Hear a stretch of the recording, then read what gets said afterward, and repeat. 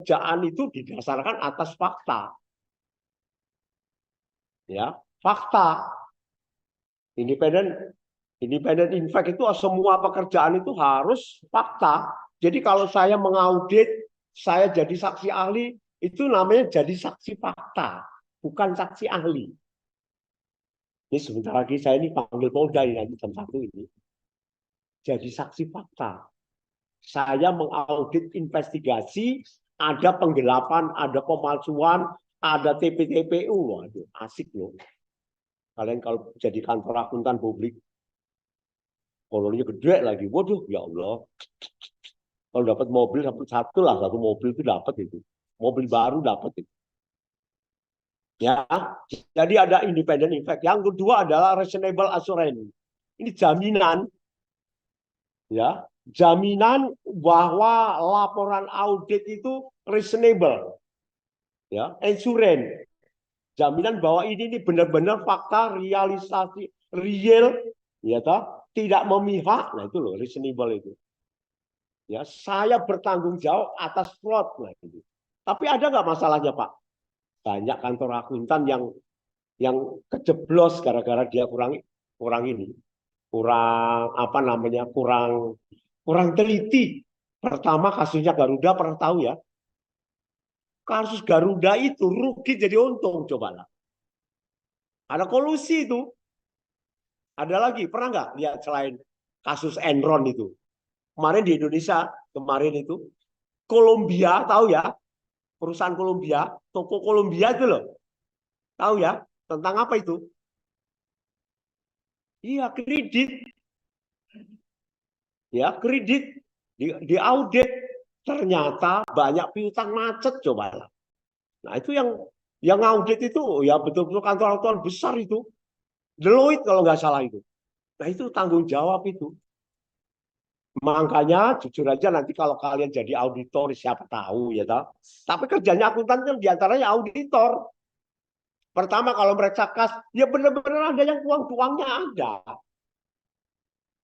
Cash count yang sudah kita ajarin tuh, itu persis sudah.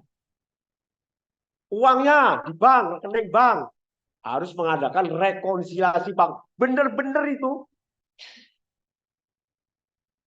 Ya, apalagi persediaan, stok opname, itu benar-benar. Jadi tanggung jawab harus terhadap fraud itu benar-benar dilaksanakan. Tapi kadang-kadang kita ini kan ngaudit general. Ini saya ngaudit di antara di satu PT ada semacam penggelapan pajak. Nah itu mungkin kalau kita ngaudit general itu nggak sampai sana. Ini saya ceritain ya, perusahaannya tak rahasiakan. Jadi perusahaan besar sih, omsetnya sampai suatu bulan bisa 25 M coba. Di Lampung ada penggelapan 9 M tahu, selama 7 tahun. Itu contohnya apa? Itu contohnya adalah petang pajak. Jadi dia setornya katalah yang disetor 100 tapi minta keuangan adalah 300. Dia bisa fraudnya itu 200 juta. Satu bulan itu. Itu salah satu contoh. Jadi kalau kalian nanti bertanggung jawab sebagai auditor, sebagai akuntan internal, harus yang namanya tahu yang namanya apa pemisihan fungsi. Nah ini kemarin yang saya audit itu adanya pemisihan fungsi antara bagian pajak dengan accounting. Nah ini harus dipisah. Yang bayar pajak itu juga minta uangnya itu harus ada pemisahan fungsi. Ya, jadi kalian harus benar bertanggung jawab adanya kesalahan prosedur sebagai kan apa namanya sebagai akuntan. Yang berikutnya adalah going concern. Going concern itu tahu apa artinya going concern itu? Hah? Apa?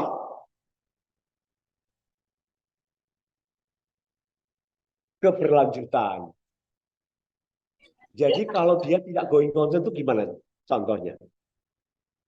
Hah? Iya, kamu kan bilang masa depan ini diragukan. Kamu lihat fakta kan? Faktanya kok rugi. Rugi setahun aja, mungkin bertahun-tahun. Nah, itu opininya udah beda ini kalau going concern nggak jelas itu. Ya. Jadi itu bisa-bisa ya itu seperti itu. Jadi Anda bertanggung jawab atas going concern perusahaan itu. Selain rugi apalagi? Rugi kan kaitan sama profitabilitas ya nggak?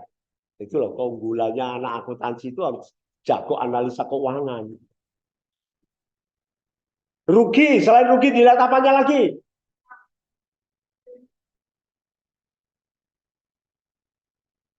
Apa? Selain rugi dilihat apa lagi? Kamu kalau analisa rasio kan udah jelas ada berapa item, ya nggak?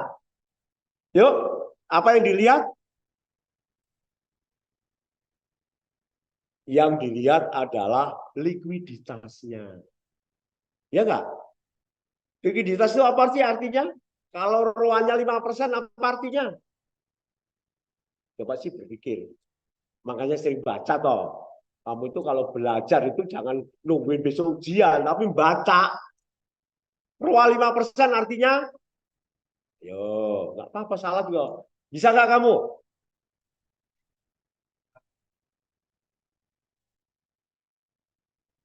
Keuntungannya 5% dari muka aset. Itu analisa aku masih kurang tahu. Yo. ROA 5%. ROA artinya laba dibagi dengan aset. Kalau 5%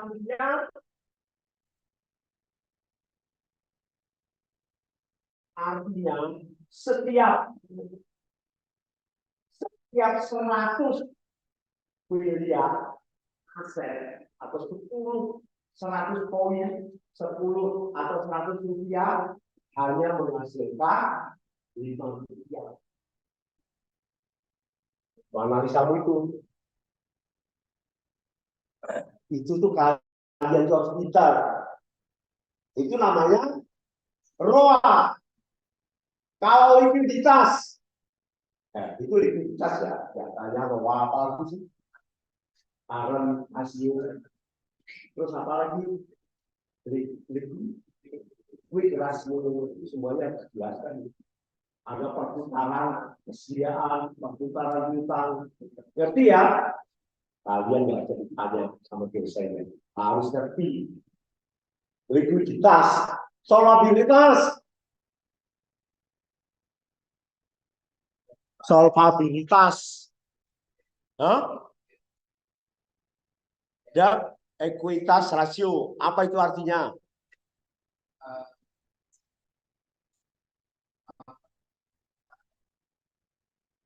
Saya pikir bukan kemampuan kalau itu ya nggak?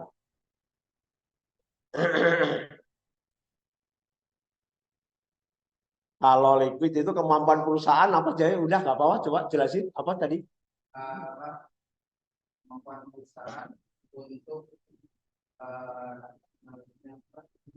kemampuan perusahaan dalam menjamin membayar hutang jangka panjang ya enggak?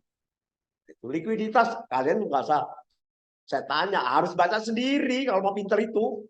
Makanya saya kasih wanti-wanti kalian. Kalian nanti sekarang ini seleksinya seleksi dengan Pak Indi aja.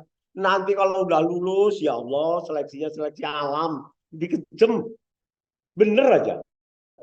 Kejemnya itu seleksi alam lulus makan-makan wisuda, woi senang-senang sekeluarga bawa truk segala macam. Besoknya tes kemana-mana nggak lulus. Woi enggak sedih itu, bingung itu.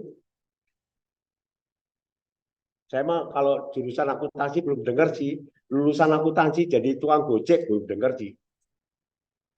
Tapi kalau jurusan ISP, jurusan manajemen, tetangga saya sendiri coba lah bayangin ya Allah, tolong. Alhamdulillah anak-anakku jurusan akuntansi Unila, kerjanya baik-baik semua, masa depannya bagus, ya Allah mudah-mudahan kalian punya ilmu. Ilmunya itu hanya satu, belajar serius. Bener atau? Aku sedih kalau anak-anak saya jurusan akuntansi itu pada nganggur, ya Allah ya Tuhan. Ikut saya aja sih di akuntan sana. Ya belajar mati-matian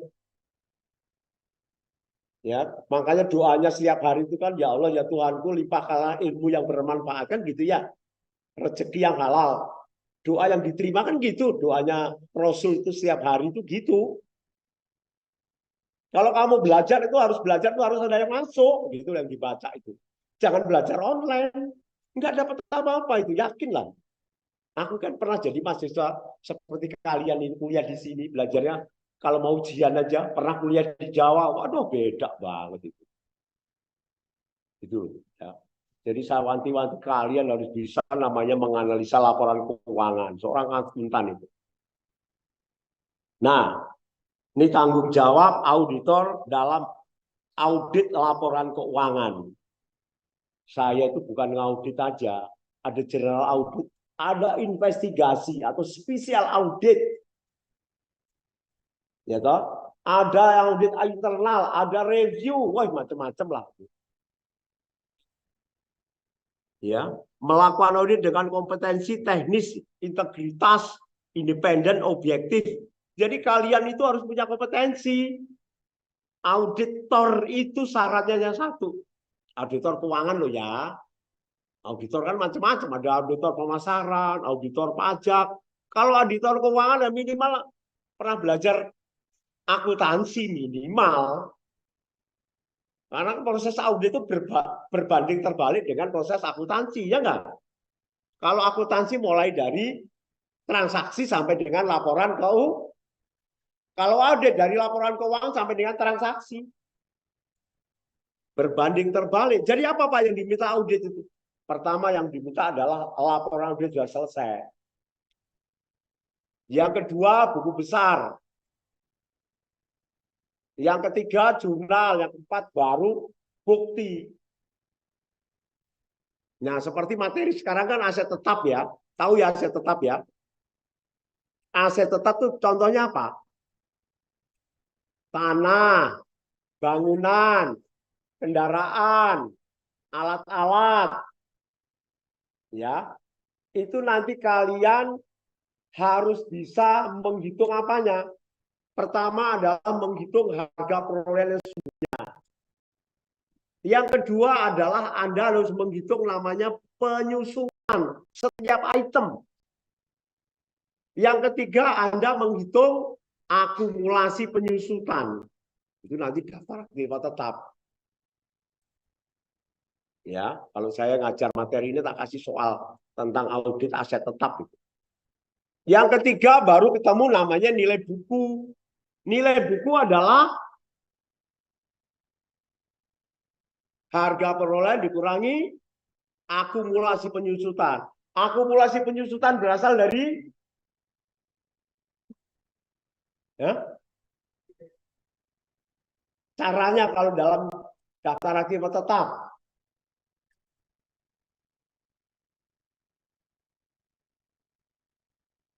Beban penyusutan tahun ini itu loh ditambah dengan akumulasi tahun kemarin. Ketemulah akumulasi tahun ini. Akumulasi tahun ini mengurangi harga perolehan sama dengan nilai. Wah asik pokoknya kalau saya. Jadi auditor itu asik kalau saya. Jadi bagaimana nih aktiva tetap nih? Pertama diminta semua data ya. Anda akan membuat daftar aktiva tetap. Udah kan hitung kan? Kalau sudah ngitung, ini nanti kan udah ada daftarnya sana. Yang perusahaan kan punya daftarnya. Pembelian tahun berapa, segala macam udah ada semua itu. Jadi penyusutannya berapa persen itu udah ada semua. Itu beneran Pak. Wih beneran itu. Saya dulu waktu kuliah seperti kamu ini, aku udah ngaudit di Surabaya sana. Oh, ngauditnya gampang, kooperasi, tapi dapat duit. Wih senengnya, ya Allah. Dikasih berapa tuh mungkin kalau sekarang kalau saya ngaudit itu anak-anak saya yang praktek-praktek tak kasih duit juga nih. Audit puskes apa duit 1 juta, wih senang bener itu. Ini nanti nih sebentar lagi nih ada audit tentang pemilu pilkada ini. Waduh ramenya bukan main itu. Wah, itu untuk praktek asik bener kalau saya. Jadi cashcon beneran itu. Stok opname beneran. Kalau nggak tahu, buka buku. Wah, saya dulu kayak gitu. Konfirmasi piutang, buat konfirmasi, kirim kemana. Bener-bener itu. Penyusutan juga dibikin daftar penyusutan. Nilai perolehan tahun berapa, umurnya berapa, presentasi penyusutannya berapa, ya toh. Akumulasi tahun kemarin berapa, penyusutan tahun ini berapa, ya toh. Dikurangi akumulasi penyusutan tahun ini terakhir itu nilai bukunya. Aktiva tetap setelah dihitung itu Anda melakukan cek fisik. Cek fisik itu dilihat bukti pemilikannya nggak. Kalau mobil bukti pemilikannya apa? BPK, BPKB, terus STNK, terus fisiknya. Nah, pertanyaan saya kalau ngaudit ketemu akibat tetap itu gimana? Kalau kalian ketemu akibat tetap yang rusak, benar-benar tabrakan motor itu atau mobil itu tabrakan, nggak bisa diapa-apain. Itu temuan audit. Jurnalnya apa sekarang? Mobil dibeli berapa? 300 juta ya kan? Ya, dibeli tahun 2020 lah. Tabrakan ini. Dia diperiksa tahun 22. Ini mobil yang hancur lebur, penyok, nabrak, tembok ditabrak, beras tinggal sampai. Jadi tinggal di situ aja ini. Ini kan temuan ini kan. Jadi udah dicuitkan tahun berapa gitu? 2 tahun dicuitkan ya nggak? Ini mobil katakanlah umurnya berapa mobil? 10 tahun ya kan? Nah, sudah berjalan 2 tahun.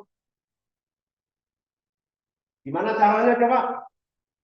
Jurnal penyesuaiannya. Jurnal penyesuaiannya ada mobil dibeli tahun 2020. Umurnya 10 tahun. Baru dipakai 2 tahun, tabrakan rusak, berat tinggal di situ. Wah, ya bisa lah. Bodinya belakang itu bisa lah. Kalau enggak mobilnya itu seperti di video-video YouTube itu loh ya, atau di TikTok itu. Kemarin kan ada itu mobil jalan lagi jalan, ada batu dari atas bukit, hancur. Untung orangnya nggak meninggal. Seperti itu. Hancur belakangnya itu penyet-nyet-nyet. Nah, tapi orangnya masih, jadi mesinnya masih bisa. Seperti ini. Temuan itu. Jurnalnya gimana sekarang? Metodenya Anda harus mencari akumulasi penyusutan. Berapa itu akumulasi penyusutan? Ya kamu kalikan aja. Kan itu berlangsung tinggal 6 tahun lagi ya enggak? Ya kan? Otomatis kan mobilnya ini kan 10 tahun ya. Disusutannya enggak? Ini kan 10 tahun. Baru berjalan 2 tahun. Ya udah dikalikan aja akumulasinya berapa. Berarti akumulasinya ada 8 tahun kan?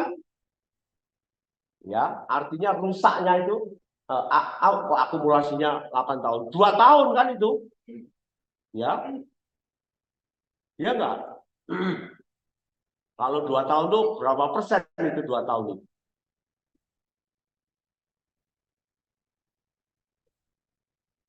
10 tahun. Berarti 2/10 kan? Kali 300 juta. Ya toh? Jadi jurnalnya siapa yang tahu? Yang online siapa tahu kasusnya aset tetap ini? Ya itulah kelemahannya online itu kayak gini nih. Tidur mau apa, mau Pak ini mau ngomong sendiri nggak apa-apa ya nggak? Nah ini kelemahannya online yang makanya paling males namanya online. Nggak dapat ilmu mahasiswanya. Kasihan. Bukan saya yang nanti dia dapat A segala macam ujian contekan nggak dapat ilmu. Itu yang namanya nggak barokah itu. Paling males aku ujian namanya zaman COVID itu, waduh anak-anak itu gila-gilaan ya. MBKM semuanya nilainya aja A semua. MBKM ngajar SD, dapat ilmu apa? Ya Allah ya Tuhanku, sedih banget itu. Mudah-mudahan mereka itu dapat kerjaan yang baik lah. Yang zaman COVID itu loh. Itu banyak bener itu. Ya, tahu sendiri namanya ujian online.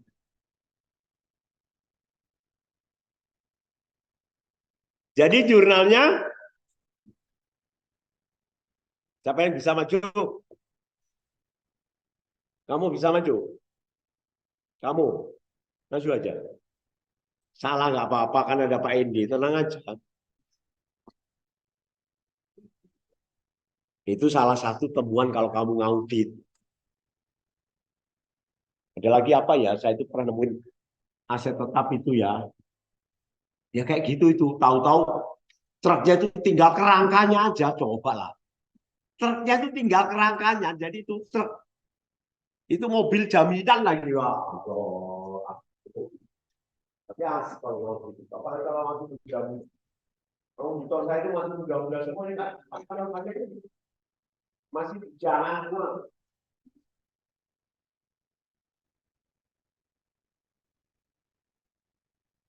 Jadi kalau di situ akhirnya nanti di dalam kertas kerja itu nanti akan dimasukkan dalam penyesuaian, ya toh? Ditambahkan akumulasi ada berkurang, ya kan? Asetnya berkurang, ya.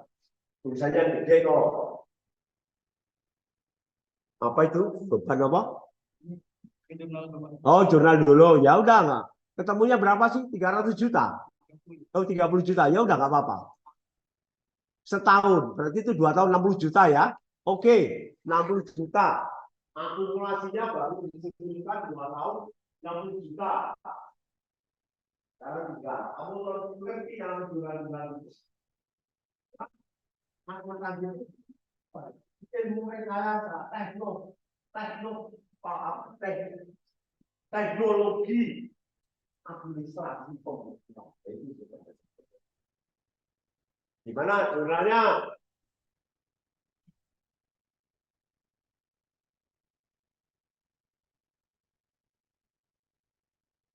Saya sampai dia bilang,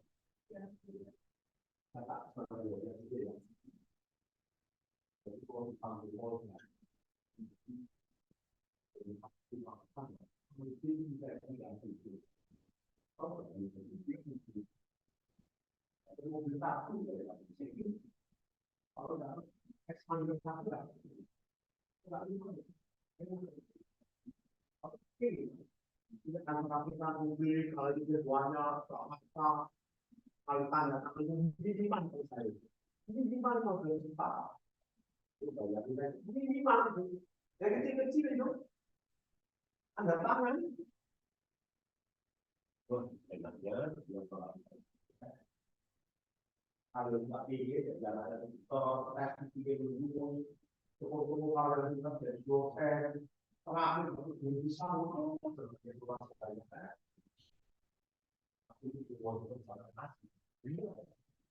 Nggak bisa, atau dari pintar belum bisa, aduh nggak bisa itu. Makanya saya bukannya sombong, tak kasih tahu perjalanan hidup saya. Saya SMA sekolah naik sepeda dan belum maju. Doanya ya itu jadi akuntan doang.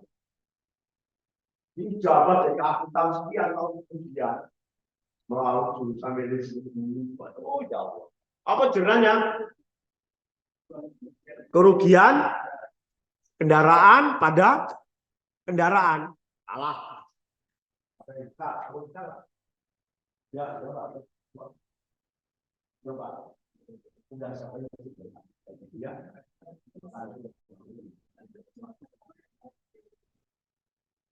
Jadi kuliah itu pada dasarnya kuliah itu memang harus berarti aplikasi keuangan. Walaupun ya aplikasi keuangan dapat tahu dan itu kamu di. Dia kamu jawab. Saya ini sudah tua, berapa teman-teman nama teman saya di jurusan akuntansi. Nanti kalau saya mati antara kita dari opor dan di ya jelas. Anak saya pertama menjadi BPKB.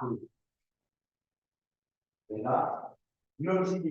Anak yang kedua jurusan akuntansi perusahaan sekarang di percetakan uang negara Brunei satu. Ya sih juga. Ini orang teman saya baru itu nanti kalau saya mati Solo, mati itu jatuh. Kalian itu bisa keras gitu, Dosen-dosen besar kita juga kami semua, Pak Derajat tahu. Bu Redi juga mau tes. Bu Rindu itu juga tes gak lulus. Bu Dea, mereka,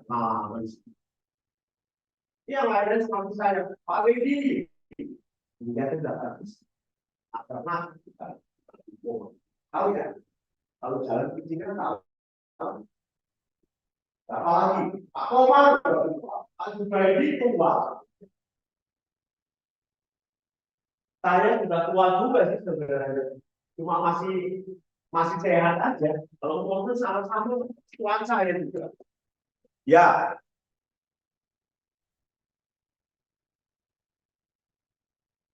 salah, salah.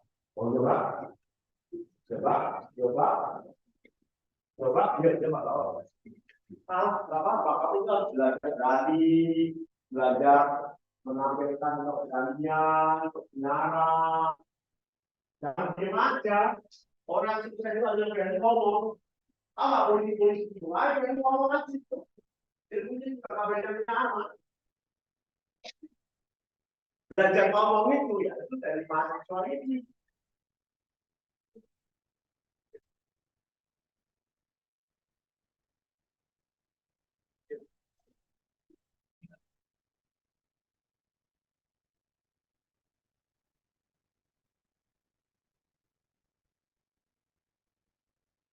Jadi jangan aja ya. Pendidikan ini namanya mendeteksi salah satu manusia. Ya, yang disengaja atau tidak. Jadi tidak disengaja kan? Sekarang pertanyaan saya disengaja ini gimana? Siapa yang bisa kasih contoh bahwa kita mendeteksi, meneliti sesuatu salah satu yang disengaja? Kalau pertanyaan saya, yang disengaja itu apa? Korupsi. Jadi kalau saya mau jam 2 nanti mau ke Polda dari saksi ahli, kepoan itu orang ke Polda karena itu polisi. Kalau nggak punya kemampuan potensi, jadi dari Polda dan jual, rumah sholatnya, tapi yang ada dari ya, gimana ini? Kerugian, akumulasi kerugian. Sebenarnya di sini udah loh.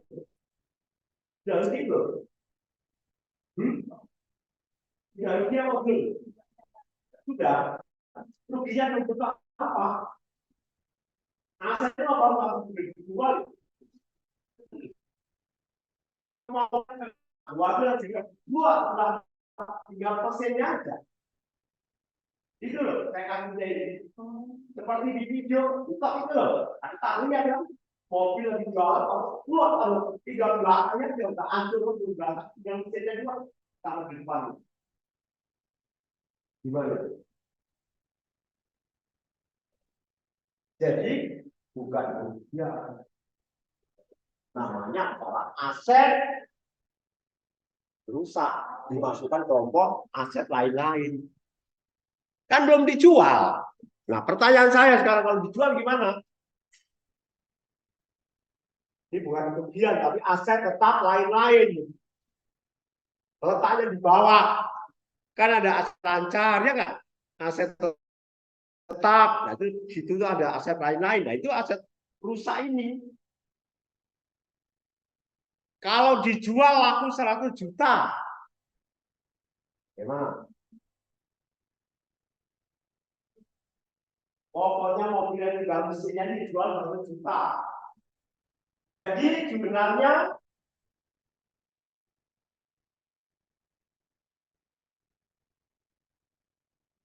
Rp100 juta dijual itu laku 100 juta.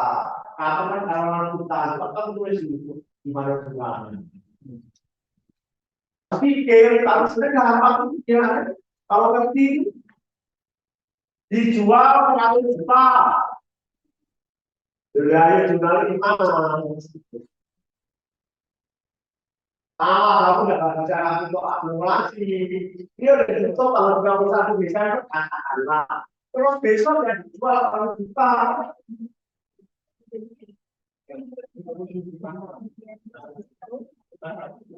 Ya, ya, ada.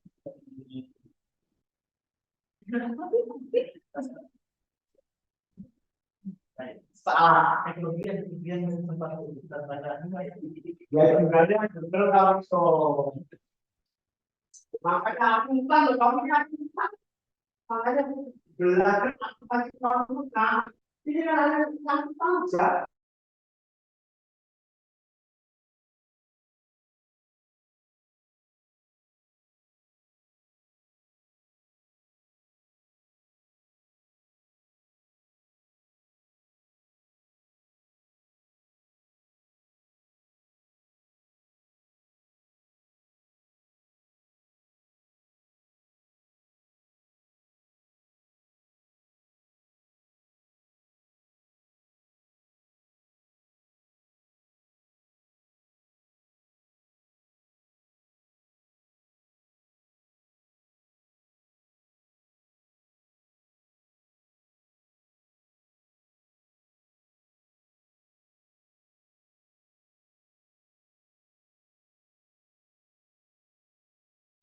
Eh, Bentar ya, sepertinya Pak Indinya lagi ke kick dari Zoom. Saya konfirmasi dulu dengan beliau.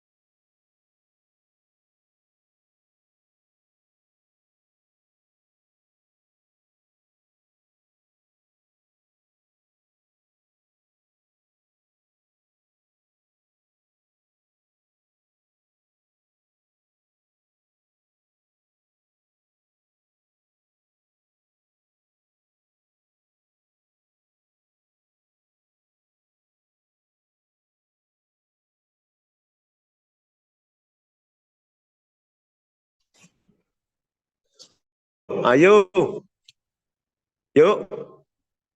Mati aku nggak denger. Tak telepon aja.